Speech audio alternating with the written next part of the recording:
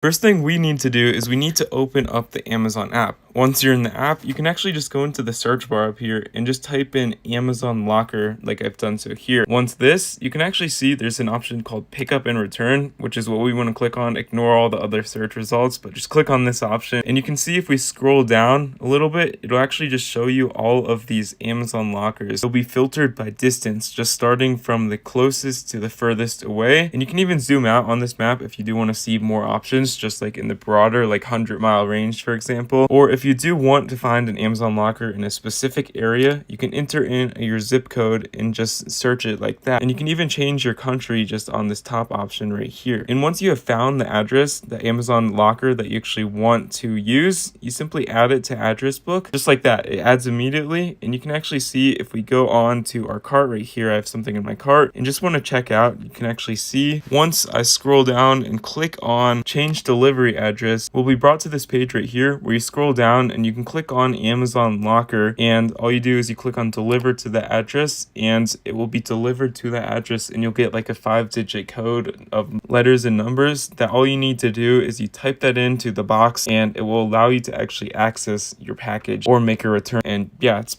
really dang easy to use, but that's literally it. Hope you found this helpful.